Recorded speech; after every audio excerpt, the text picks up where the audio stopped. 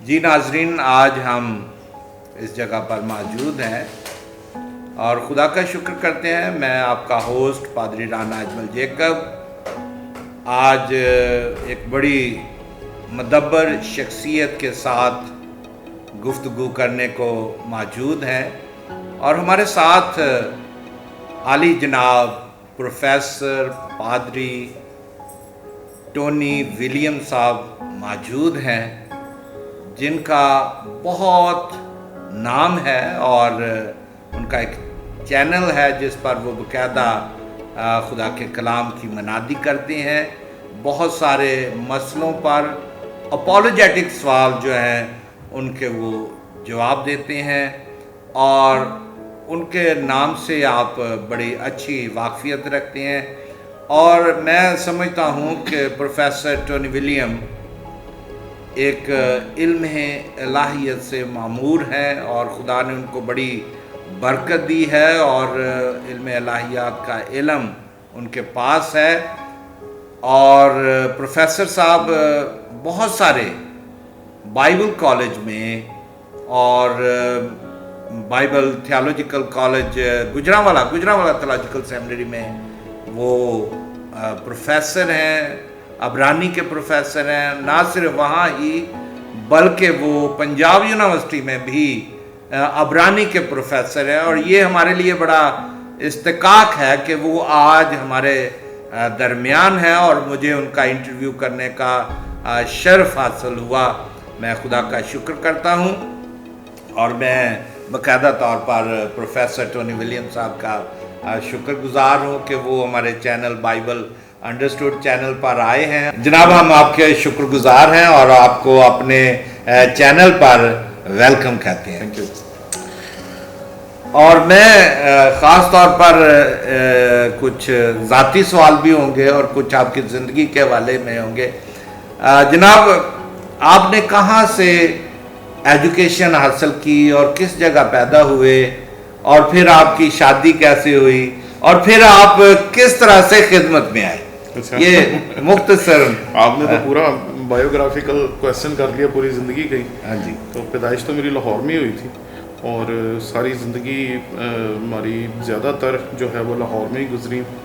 تعلیم ہم نے سرکاری اسکولوں سے حاصل کی، اور بس اسی طریقے سے خدا نے ہمیں موقع دیا کہ سرکاری اسکولوں سے تعلیم حاصل کریں۔ آج کل ان اسکولوں کو لوگ اچھے ناموں سے یاد نہیں کرتے، لیکن میں یہ سمجھتا ہوں کہ ان اسکولوں سے ہم نے بہت کچھ سیکھا ہے، اور بس ابتدائی تعلیم تو ہم نے یہیں سے حاصل کی۔ میں سمجھتا ہوں کہ سرکاری اسکول بے شک اس وقت ٹاٹ اسکول تھے، جی جی، مگر وہ ایجوکیشن کو صحیح طور پر لوگوں میں شعور پیدا کرتے تھے اور ایک پیشن سے پڑھاتے تھے، اور بڑا اچھا بات ہے۔ اور پھر آپ کی شادی کس سال میں ہوئی اور کیسے ہوئی، یہ اس کے بارے میں آپ بتائیں، اور آپ کے کتنے بچے ہیں، کیا کر رہے ہیں؟ میری شادی 100% جو تھی وہ ارینج میرج تھی۔ میرے ماں باپ نے میری باقاعدہ طور پر جو شادی کی وہ ٹاؤن شپ میں ایک خاندان تھا، اس میں میری شادی ہوئی، اور میری بیوی جو ہیں ان کا نام لبنہ ولیمز ہے، اور خدا کا فضل ہے کہ اس نے ہمیں 3 بچے دیے ہیں۔ اس میں بڑی بیٹی ہے عروج، چھوٹا بیٹا ہے سلیمان، اور سب سے چھوٹی بیٹی تحلیم ولیم ہے۔ تو بڑی بیٹی جو ہے وہ اپنی جو BSN کی تعلیم ہے وہ حاصل کر رہی ہے، بیٹا جو ہے وہ ابھی 2nd ایئر کے پیپر دے رہا ہے، FC کالج میں وہ پڑھ رہا ہے، چھوٹی بیٹی جو ہے وہ ابھی ریسنٹلی 9th میں گئی ہیں اور وہ اپنی اسٹڈی کر رہی ہے۔ بہت اچھا۔ تو پھر یہ آپ کو جو بائبل کی تعلیم ہے، یہ آپ نے کس طرح، کوئی اس کے بارے میں ہمیں بتا سکتے ہیں، گواہی دے سکتے ہیں کہ کس طرح آپ کو شوق ہوا کہ آپ سیمنری چلے جائیں، یا ایک آنن فانن کوئی موضوع آپ کی زندگی میں ہو گیا؟ بس ہم نے بچپن سے بہت زیادہ جو اپنی زندگی کا حصہ گزارا وہ ہم نے غیر مسیحی علاقوں میں گزارا، اس لیے یہ عام سی بات تھی، کوئی بھی ہمارے ایمان کو غلط کہہ دیتا تھا، کوئی بھی ہمارے ایمان کے بارے میں سوال پوچھ لیتا تھا۔ تو 92 میں مجھے احساس ہوا کہ مجھے اپنے ایمان کے بارے میں پڑھنا چاہیے، اور اگر آپ خدا کے انتظام کی بات کریں گے تو وہ تو بہت پہلے ہو چکا تھا۔ جب میں 7-8 سال کا تھا تو ہمیں جب 4 آنے یا 1 روپیہ تو تب بہت کم ملتا تھا، تب آپ جانتے 4 آنے اور 8 آنے ملا کرتے تھے، تو جب بچے جا کے چیزیں خریدا کرتے تھے تو میں اس وقت چھوٹی چھوٹی کہانیاں ملا کرتی تھیں، عمرو یار کی کہانی، ٹارزن کی کہانی، تو ان کہانیوں کو میں پڑھتا ہوتا تھا. تو میں سمجھتا ہوں کہ وہ جو سائڈ ہے وہ خدا نے تیاری کی ہے، اس میں میرا کوئی کردار نہیں ہے. لیکن 92 میں نے سوچا کہ ہمیں اس بارے میں پڑھنا چاہیے، اور 92 میں نے باقاعدہ طور پر پڑھنا شروع کیا مسیحی جو مصنفین ہیں ان کی کتابوں کو. اور 93 میں ایک خدا کا خادم مجھے ملا اور اس نے کہا جی آپ کو توبہ پہلے کرنی چاہیے. اس سے پہلے کبھی کسی نے یہ بتایا نہیں تھا. اور ہم چونکہ بہت ساری چرچز میں جاتے تھے، پریسبیٹیرین چرچ میں، کیتھولک چرچ میں، اور چرچ آف پاکستان میں، ہر چرچ میں ہم لوگ جاتے تھے. ہمارا ایک سائیکل گروپ تھا لڑکوں کا، تو ہم سارے اکٹھے مل کے جس بھی چرچ جانا ہوتا تھا جاتے تھے. لیکن 93 میں 11 دسمبر 1993 میں ہم ایک جگہ گئے اور وہاں کے جو خادم تھے انہوں نے کہا کہ آپ کو توبہ کرنی چاہیے. اور میری زندگی میں یہ پہلا موقع تھا کسی نے مجھے کہا توبہ کرنی چاہیے. حالانکہ ہم تو روایتی طور پر پلے بڑے تھے اور ہمیں یہ پتا تھا بائبل پڑھنی چاہیے، دعا کرنی چاہیے، اور بس اتنا صحیح. لیکن یہ توبہ ہماری زندگی میں ایک نیا سوال تھا، اور اس نے مجھے کہا کہ اگر آپ توبہ نہیں کریں گے تو سب بیکار ہے. اور 93 جو ہے وہ میری زندگی میں شفٹ ہے. جب میں نے توبہ کی، اپنی زندگی خداوند کو دی، تو وہ جو ایکسپیرینس تھا اس نے پکڑ کے مجھے پورے طور پر جھنجھوڑ دیا. کیونکہ وہ صرف توبہ نہیں تھی، وہ توبہ کی سمجھ تھی کہ کس طریقے سے آپ کو اپنی زندگی میں ایک نئے فیز کو شروع کرنا ہے. اس کے بعد پھر خداوند نے موقع دیا کہ میں لگاتار پڑھ سکوں. 95 تک میں نے بے شمار کتابیں پڑھی، کیونکہ میں تقریباً ویکلی بیسس پہ ایم اے کے جاتا تھا. تب پنجاب ریلیجس بک سوسائٹی جو تھی وہ فنکشنل تھی، اس کا دفتر جو بائبل سوسائٹی کے بغل میں، تو وہاں جانا، وہاں سے ان کی کتابیں لینی، ایم اے کی کتابیں لینی، اور اس کے بعد پھر او ایم جو تھا ان کی کتابیں لینی. تو ان سب سے کتابیں لے کے میں لگاتار پڑھتا رہا. 95 میں ایک شفٹ آیا جس میں زندگی جو تھی وہ ایک دم سے خدا کی طرف سے دنیاوی طور پہ چلے گی. کاروبار سیکھنے میں، بزنس کرنے میں، کوئی کاروبار سیکھا جائے، کوئی نیا فیلڈ چنی جائے، تو اس میں پھر انوالو ہو گئے اور ایک طرح سے خدا سے پیچھے ہو گئے. تو 97 میں 6 جنوری سن 1997 میں ہمارے گڑی شو میں ایک واقعہ ہوا کہ وہاں کلورین گیس کے سلنڈر لے جانے والی گاڑی جو تھی وہ ایک سائڈ پہ الٹ گئی. اس سے وہاں گیس خارج ہونا شروع ہوئی. یہ ڈاکومنٹڈ واقعہ، یہ کوئی ایسی گواہی نہیں ہے جس کا کوئی ثبوت نہیں ہے. یہ نیٹ کے اوپر یہ ساری انفارمیشن آج بھی موجود ہے. تو ہوا یہ کہ وہ جہاں وہ کلورین گیس کا جو سلنڈر والی گاڑی تھی وہ گری، اس کے بالکل سامنے جو گلی تھی اس میں ہم لوگ رہتے تھے، اور لگاتار اس میں سے جو گیس تھی وہ خارج ہو رہی تھی اور سانس لینا مشکل ہو جاتا تھا اس کے تحت. تو لوگوں نے کہا بھاگنا چاہیے. تو ہم نے بھاگنا شروع کیا، اور بھاگنے کے لیے ہم نے جو اسٹریٹجی استعمال کی وہ دراصل غلط تھی. یعنی کہ ہماری جو گلی تھی اس کے پیچھے اس طرف سے گلی نکلتی تھی. ہم پیچھے سے جانے کے بجائے ہم نے کہا ادھر سے سیدھے نکل جاتے ہیں کیونکہ یہاں تو سامنے سڑک ہے. تو ہم نے سیدھے ہی نکلنے کی کوشش کی. جب سامنے گئے تو سامنے وہ گاڑی تھی جس کے بیچ میں سلنڈرز تھے، اور جب ہم وہاں پہنچے تو نیچے ہمیں ٹھوکریں لگ رہی تھی، اور ہمیں تب سمجھ نہیں تھا رہا کہ ٹھوکریں لگ کس سے رہی. لیکن ایسا ہوا کہ ہم نے جب دوسری طرف نکلنے کی کوشش کی تو ادھر ساری جگہیں رکاوٹوں سے بند کی ہوئی تھی. تو ہمارے پاس ایک ہی راستہ تھا کہ وہاں سے پچھلی طرف بھاگیں. اور ہم لوگ جب وہاں بھاگے تو وہاں سے ایک گاڑی ہمیں لینے کے لیے آئی، اور اس گاڑی کی جو لائٹس تھی اس میں ہم نے دیکھا کہ ہمارے پاؤں میں ہے کیا جس سے ٹھوکریں لگ رہی ہیں.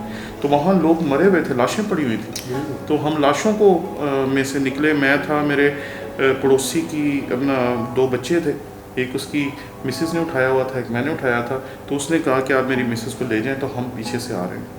اب جب وہاں سے ہم لوگ گئے تو وہ اتنی خطرناک گیس تھی کہ لاہور میں اس رات کو 155 لوگ مرے تھے کلورین گیس کی وجہ سے، اور بے شمار جانور جو تھے وہ بھی مر گئے تھے. اب ہوا یہ کہ جب ہم وہاں سے نکلے تو گڑی شو میں ہمارے عزیز تھے، ہم ان کے گھر چلے گئے پناہ لینے کے لیے. جب گڑی شو میں ہم پہنچے تو وہاں پر جا کر میری طبیعت کچھ خراب ہونا شروع ہو گئی. اب وہاں جا کر مجھے ایک دم سے وارمٹ آنا شروع ہو گیا، تو الٹیاں آنی شروع ہو گئی. انہوں نے مجھے نا ایک جگہ پہ بٹھا دیا تاکہ وہاں سے آسانی سے وہ، تو ساری رات تقریباً کوئی 11-12 بجے تک میں الٹیاں کرتا رہا.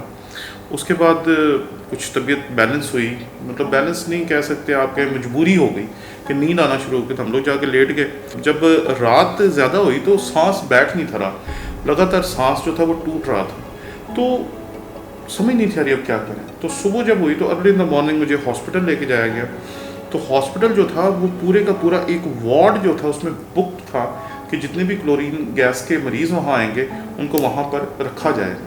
تو جاتے ساتھ انہوں نے ہمیں ایک ٹیکہ لگایا، اس کو کہتے ہیں سولو کارٹیو. سولو کارٹیو ہوتا ہے 2.5 گھنٹے زندہ رکھنے کے لیے انجیکشن. تو انہوں نے جاتے ساتھ ہی مجھے وہ لگایا. تو اس کے بعد انہوں نے مجھے آکسیجن دے دی، کام چلتا رہا. پھر گھر چلے گئے، کچھ دنوں بعد پھر طبیعت خراب ہو گئی، پھر واپس آ گئے، پھر انہوں نے وہی انجیکشن لگایا، پھر انہوں نے آکسیجن دی، پھر طبیعت ٹھیک ہو گئی. تو آخر وہ ہوا کہ میں 3 دن سے سو نہیں تھا پا رہا، لگاتار 3 دن سے بس میں یوں بیٹھا ہوا تھا. تو میرے جو دوست تھے یا میرے والد جو تھے، میرے پاپا جو تھے، انہوں نے میری کمر کے اوپر تیل ملنا، کسی نے کہا کہ تیل ملیں گے تو ذرا سانس آسانی سے آ جائے گا. تو 3 دن ہو گئے، 3 دن سے میں یوں بیٹھا ہوا تھا، اور بیٹھا ہوا ہی میں سوتا تھا، کیونکہ جب لیٹتا تھا تو سانس اکھڑ جاتا تھا. آکسیجن لگی ہوئی تھی، اور آکسیجن اگر اتر جاتی تھی تو بندہ مر جاتا تھا. اور ہمارے ساتھ جتنے بھی مریض تھے ان میں سے کوئی نہ کوئی غائب ہو جاتا تھا، اور غائب ہو جانے پہ جب پوچھا جاتا تھا وہ کہاں گیا، وہ چلا گیا. اب وہ جملے کا مطلب یہ تھا کہ وہ مر گیا، کیونکہ وہاں سے زندہ واپس آنے والے بہت کم تھے.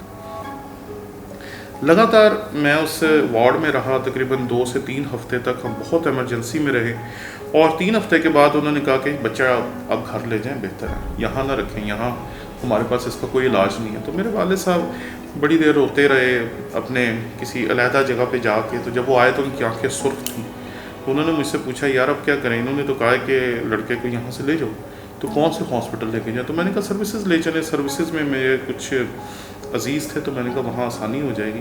جب ہم سروسز پہنچے تو ڈاکٹر نے پھر مجھے تیسری دفعہ جو سولو کارٹیو تھا، جو لائف سیونگ ڈرگ تھی، وہ لگائی. یعنی کہ 3 دفعہ ہم موت کو چھو کے واپس آ گئے. تو وہ جب اس نے وہ لگائی تو اس کے بعد جو ڈاکٹر تھا اس نے مجھے کہا کہ آپ ذرا یہاں بیٹھ جائیں. میں بیٹھ گیا. تو تھوڑی دیر بعد ڈاکٹر آیا اور اس نے مجھے کہا کہ آپ ذرا وارڈ کا چکر لگائیں. تو میں اسے لڑ پڑا. میں نے کہا ڈاکٹر صاحب میں 3 دن سے سویا نہیں، اور پچھلے 2 ہفتوں سے تقریباً میں ہاسپٹلس میں ہوں، اور لگاتار میڈیکل ٹریٹمنٹ چل رہی ہے، تو آپ میرے ساتھ مذاق کر رہے ہیں. اس نے کہا اٹھیں اور واک کریں. تو میں نے کہا میں سویا نہیں ہوں، آپ مذاق کر رہے ہیں. تو 12 بجے ہم لوگ وہاں پہنچے تھے. تو اس نے کہا کہ آپ ذرا ٹائم دیکھیں، آپ کو یاد ہے آپ کتنے بجے آئے تھے؟ تو میں کہا کوئی 12 ساڑھے 12 بجے کے قریب آئے تھے، کیونکہ 12 بجے وہاں سے نکلے تھے، 12:30 میں وہاں پہنچے تھے. تو میں نے جب گھڑی میں دیکھا تو وہاں 4 بجے ہوئے تھے. تو میں جب دیکھا میں کہا 4 بجے، تو میں نے کہا یہ جو بیچ میں کوئی 3 ساڑھے 3 گھنٹے ہیں یہ کیا ہوا؟ تو پتہ یہ چلا کہ وہ 3 ساڑھے 3 گھنٹے میں سویا ہوا تھا. انہوں نے مجھے کہا وارڈ کے چکر لگائے. میں نے وارڈ کے چکر لگائے. اس کے بعد انہوں نے کہا کہ آپ ٹھیک ہیں، آپ گھر جائیں. تو میرے فیملی کو یقین تھا. تو انہوں نے کہا کہ آپ اس کو لے جائیں. میں لڑ پڑا ڈاکٹر سے. میں کہا اگر مجھے آکسیجن نہیں ملتی تو میں سانس نہیں لے سکتا. تو اس نے کہا ابھی آپ نے 4 چکر جو لگائے ہیں بغیر آکسیجن کے لگائے ہیں. ہوا کیا، دوسرے دن انہوں نے مجھے وہاں سے پھر شفٹ فارغ کر دیا اور گھر بھیج دیا. اور آپ یقین مانیں میں اکیلا ہاسپٹل سے گھر گیا تھا، کیونکہ پاپا بھی جاب پہ تھے، ماما گھر پہ تھی. تو میں اکیلا وہاں سے اپنے گھر پہنچا. مطلب 1 رات پہلے جس کے بارے میں ڈاکٹرز نے کہا تھا کہ یہ فارغ ہے، ہم اس کا علاج نہیں کر سکتے. ہوا کیا، جب وہ مجھے اٹھا کر ڈال رہے تھے اسٹریچر پہ سے ایمبولینس میں، تو ایمبولینس میں ڈالتے ہوئے ایک لمحے کے لیے مجھے آسمان نظر آیا. جب آسمان نظر آیا تو میں نے خدا کو ایک بات کہی. میں نے کہا خداون اگر مجھے کچھ ہو گیا تو تو نے مجھے رویا دی ہے، تو نے مجھے کہا ہے کہ تو نے یہ کام کرنا ہے. کیونکہ کئی دفعہ ہوتا تھا میں جب دعا کر رہا ہوتا تھا تو مجھے لگتا تھا میں کھڑا ہوں اور میرے سامنے بہت سارے لوگ ہیں جن کو میں کلام سنا رہا ہوں. تو میں یہ سوچتا تھا، میں نے خدا کو کہا کہ خداون وہ جو تو نے رویا دی ہے، وہ جو تو نے کام مجھے سونپا ہے یا تو نے مجھے دکھایا ہے کہ تو نے کرنا ہے، اگر میں مر گیا تو وہ کام تیرا کون کرے گا؟ آج جب ہم علم الہیات کے استاد ہوتے ہوئے اس جملے کو دیکھتے ہیں تو اس میں کوئی منطق نہیں ہے، لیکن منطق نہیں تھا، لیکن قدرت بڑی تھی کہ آدھے گھنٹے بعد جس بندے کو لگ رہا تھا کہ گھر میں جائے گا اور وہ مر جائے گا، اس کو 2.5 گھنٹے بعد ڈاکٹرز نے کہا کہ آپ بالکل فارغ ہیں، آپ گھر جا سکتے ہیں.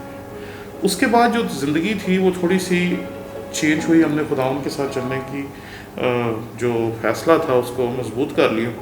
لیکن یہ خدا کے ساتھ چلنے کا فیصلہ آپ کئی دفعہ کرتے ہیں. آپ پادری آپ کے ساتھ بھی کہا ہوگا, کئی دفعہ ہم کہتے ہیں چلیں گے, پھر کہتے ہیں نہیں یار ٹھیک ہے, پھر چلیں گے, پھر کہتے ہیں نہیں یار ٹھیک ہے. تو 99 میں میری شادی ہوئی, اور اس کے بعد پھر میری بیگم جب آئی نا تو ان کے لیے بڑا دھچکا تھا, کیونکہ ہمارے گھر میں ہر طرف کتابیں ہی کتابیں تھیں. تو انہوں نے کہا کہ یہ ایسا بندہ, نہ یہ پادری ہے, نہ کلام سناتا ہے, نہ اس کا چرچ ہے, نہ ہی اس کا کوئی اور کام ہے, اتنی کتابیں یہاں کر کے آئیں. تو پھر میرے خاندان والوں نے, میری ماں نے, میرے باپ نے لبنہ کو بتایا کہ یہ بہت زیادہ پڑھنے والا بندہ ہے, اور میں سارا دن پڑھتا رہتا تھا. تو 99 میں جب میری شادی ہوئی تو تب تک وہ جو 97 والی موٹیویشن تھی وہ بھی ختم ہو چکی تھی, اور میں صرف کاروباری بندہ بن گیا تھا. تو 2002 تک ہم نے دعائیں کی, لبنہ نے, میری ساس نے اور میری ماں نے, 3 لوگوں نے بہت دعائیں کی میری زندگی کے لیے کہ خدا اس بندے کو چن لے. اور ان کی دعاؤں کے نتیجہ جو تھا وہ 2002 میں نکلا. 2002 میں ہم نے ایک درخواست بھیجی تھی گجرانوالہ تھیولوجیکل سیمنری میں, اس کا جواب آ گیا کہ آپ آئیں اور تعلیم حاصل کریں. تو 2002 جو تھا وہ میری زندگی میں بہت اہم سال تھا, کیونکہ اس میں کاروبار سیٹ ہو چکا تھا, نوکری سیٹ ہو چکی تھی, گھر سیٹ ہو چکا تھا, بڑے اچھے پیکج پہ ہم لوگ کام کر رہے تھے. لیکن وہ جو فیصلہ تھا نا وہ لائف چینجنگ تھا, کیونکہ 2002 میں میرے لیے کاروبار چھوڑ کے سیدھا ہی سیمنری چلے جانا ایک کیا کہنا چاہیے ایسا فیصلہ تھا جو میں نہیں تھا کر پا رہا. وہ پھر میری بیگم نے کہا کہ نہیں ہم ساتھ ہیں آپ کے, میری ساس نے کہا ہم ساتھ ہیں آپ کے, میری ماں نے کہا ہم ساتھ ہیں آپ کے. تو میں یقین مانے کہ کئی دفعہ لڑا ان لوگوں سے کہ بھئی آپ لوگ مذاق کر رہے ہیں کہ سارا کچھ چھوڑ کے میں چلا جاؤں, لیکن چونکہ خدا کی مرضی تھی تو میں نے کہا ٹھیک ہے, اگر یہ خدا کی مرضی ہے اور آپ لوگوں کو بھی احساس ہو رہا ہے کہ یہ خدا کی مرضی ہے تو ٹھیک ہے, میں اس کے لیے تیار. تو پھر اس کے بعد ہم سیمنری چلے گئے, اور اس کے بعد پھر مڑ کے نہیں دیکھا. میں اکثر اپنے طالب علموں کو ایک بات کہتا ہوں کہ آپ اگر خداوند کی خدمت میں آ گئے ہیں تو پھر کوئی اور کاروبار نہیں کرنا, مر جانا لیکن کوئی اور کاروبار نہیں کرنا, کیونکہ جتنی عزت, جتنا مقام, جتنی تقدس اس کام کے درمیان محسوس ہوتا ہے اتنا میرے خیال میں کسی اور کام میں نہیں ہو سکتا. جناب پروفیسر صاحب, بڑی اچھی گواہی ہے آپ کی, اور میں سمجھتا ہوں کہ خدا کے کلام میں لکھا ہے کہ جب میں ماں کے پیٹ میں بے ترتیب مادہ تھا جی تو نے اسی وقت مجھے چنا. ہاں جی. اور میں سمجھتا ہوں کہ آپ کی بڑی اچھی گواہی, اور یہ آپ کی زندگی میں ایک معجزہ ہے کہ آپ کو خدا نے موت کی وادیوں میں سے نکال کے لے کے آیا ہے. آپ کہہ رہے ہیں کہ جناب میرے تو رونگٹے کھڑے ہو رہے تھے کہ آپ کہہ رہے ہیں کہ ہم ٹھوکریں کھا رہے تھے, اور کلورین گیس جو ہوتی ہے وہ تو واقعی آپ کو ختم کر سکتی ہے. آپ کا سانس ختم ہو جانا تھا, آپ سانس لینے کے قابل ہی نہیں رہنا تھا, اور آپ کس طرح سے واپس جا کر پھر واپس گئے ہیں, اور پھر وہاں سے آپ پوری رات آپ بچے رہے ہیں. وہاں بھی ختم ہو سکتے تھے آپ, مگر یہ خدا کا ایک پلان ہوتا ہے ہر ایک کے لیے. بالکل. جس طرح یونا کو ہم دیکھتے ہیں کہ یونا کو خدا نینوا کی طرف بھیج رہا ہے, وہ ترسیس کی طرف بھاگ رہا ہے. خدا وہاں سے ہی آپ کو تیار کر رہا ہے, آپ کی تربیت کر رہا ہے. اور میں ناظرین یہ کہنا چاہتا ہوں کہ جس طرح پروفیسر صاحب کی زندگی میں یہ معجزہ ہے, ہماری زندگیوں میں ہر روز یہ معجزہ ہوتا ہے, مگر ہم خدا کی آواز کو سنتے نہیں ہیں. اور پروفیسر صاحب کا تو ایک وسیع تجربہ ہے, اور میں سمجھتا ہوں کہ آگے ہم بڑھیں گے کہ شادی کے بعد جب آپ نے اپنا سارا کچھ رول بیک کر دیا, ایک بزنس کو آپ نے چھوڑ دیا, تو مجھے پتا ہے کہ میں بھی سیمنری کر کے آیا ہوں. سیمنری میں جو حالات ہوتے ہیں وہ بہت خستہ ہوتے ہیں, مگر خدا جو ہے وہ پھر بھی اپنے خزانے جو ہیں وہ طالب علموں پر کھولے رکھتا ہے, اور خدا اپنے خادموں کو برکت دیتا ہے. میں سمجھتا ہوں کہ وہ حالات بہتر تھے یا یہ حالات بہتر ہے, اس کے بارے میں ہمیں بتائیں کہ کیسے آگے آپ بڑھے. اصل میں جو ہے نا آج کا 2021 کا, اس کو نہیں کمپیئر کرنا چاہیے. میرا خیال ہے 2002 سے 5 کو اس سے پچھلے دور سے کمپیئر کرنا چاہیے. بالکل, کیونکہ اب تو بہت حالات بدل چکے ہیں, ہم بہت آگے آ چکے ہیں. ہم نے اپنی زندگی کا جو بہترین وقت گزارا, جس میں ہم لوگوں نے سب طرح کی برکتیں حاصل کی, وہ سیمنری تھی. کیونکہ ہم نے سیمنری میں زندگی کو اس لیول کے اوپر فیل کیا جو لیول شاید ہماری زندگی کا کبھی تھا ہی نہیں. ہمارے استاد محترم ڈاکٹر آرتھر جیمس صاحب نے میں یہاں یاد کرنا چاہوں گا. ہم ایک ہی چیز سمجھتے تھے کہ کس طریقے سے محنت کی جا سکتی ہے, کس طریقے سے کام کیا جا سکتا ہے. میری زندگی میں 10 سے 12 سال ایسے ہیں جس میں میں صرف 3 گھنٹے سونے کا عادی تھا, اور میں ساری رات سارا دن کام کرتا رہتا تھا تاکہ اپنے خاندان کو بھی اسٹیبلش کیا جائے اور بعد میں جو اپنی خدمت ہے اس میں بھی وسعت پیدا کی جا سکے. تو میں جب سیمنری گیا تو میں نے سوچا کہ اب یہاں کیا کریں گے. تو میں صبح 3 بجے اٹھ گیا. پہلا دن جو سیمنری میں تھا میں صبح 3 بجے اٹھ گیا, وہاں کوئی کام ہی نہیں تھا. تو میں بڑا حیران, میں نے کہا یہاں کیا کریں, کیونکہ کام تو سارا ہم لوگ بند کر گئے تھے لاہور میں. اب پھر ہم نے کیا شروع کیا, ہم نے پھر وہاں پڑھنا شروع کیا. تو جو 3 بجے سے 7 بجے کا ٹائم تھا وہ میرا ٹائم تھا. اس میں اکیلا بیٹھ کے 4 گھنٹے ڈیلی پڑھا کرتا تھا. اور یہ میری ایک آپ سمجھ لیں کہ روٹین رہی سیمنری میں جب تک میں رہا. اور آرتھر صاحب نے ایک دن, میں نے انہیں کہا کہ میرا گزارا نہیں ہو رہا, کیونکہ آپ جانتے ہیں کہ سیمنری میں بہت سارے چیلنجز آتے ہیں. کیونکہ استاد محترم کی ایک بات میں یہاں کوٹ کرنا چاہوں گا کہ ایک دفعہ ان سے بات ہوئی کہ ہمارا جو اسٹائپنڈ ہے وہ بڑھایا جانا چاہیے. تو انہوں نے کہا کہ ہم یہاں آپ کو خدا کی پروردگاری کا تجربہ کرنے کا موقع دیتے ہیں کہ خدا کیسے تھوڑے سے پیسے میں برکت ڈالتا ہے اور کیسے آپ کی ضرورتوں کو پورا کرتا ہے. ہم نے وہاں وہ لباس پہننا شروع کیا جو بہت قیمتی تھا, جو اس سے پہلے جب ہم یہاں اتنا سارا پیسہ کما رہے تھے تو تب نہیں پہن سکتے تھے, لیکن وہاں خدا نے دیا.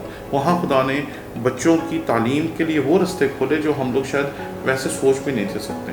تو سیمنری کی جو لائف ہے اس میں برکت بڑی ہوتی ہے. اور یہاں ایک واقعہ آپ کی خدمت میں پیش کرنا چاہوں گا. ایک دفعہ میں نے ڈاکٹر آرتھر صاحب سے کہا کہ مجھے میرا گزارا نہیں ہو رہا. تو انہوں نے کہا کہ یار ایسا ہے کہ میرے پاس ایک میرا لیپ ٹاپ ہے, وہ تم لے لو اور اس پہ میری کتابیں وغیرہ ٹائپ کر دو اور اس کے عوض سیمنری آپ کو پے کرے گی اور اس طریقے سے بھی آپ کا گزارا چل سکتا ہے. تو میں اس سے بڑا امپریس تھا کہ سر نے اتنی بڑی بات کی. تو سیمنری کا دور بہترین نہیں, بہت ہی بابرکت دور تھا. اور اس کے بعد میں سمجھتا ہوں کہ جو برکتیں وہاں سے اکٹھی کر کے لائیں, آج تک انہیں برکتوں کے سر پہ خدا نے سب کچھ ہمیں عطا کیا. یہ اس کی بلیسنگ ہے. بالکل. اور میں سمجھتا ہوں کہ کلام مقدس میں لکھا ہے تو تھوڑے میں دیانتدار رہا, میں بہت ساری چیزوں کا تجھے مختار بناؤں گا.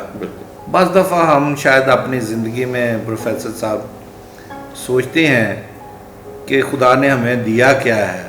بہت سارے خادم ہیں, وہ خدمت تو کر رہے ہیں مگر اس کی پروردگاری پر بھروسہ نہیں رکھتے.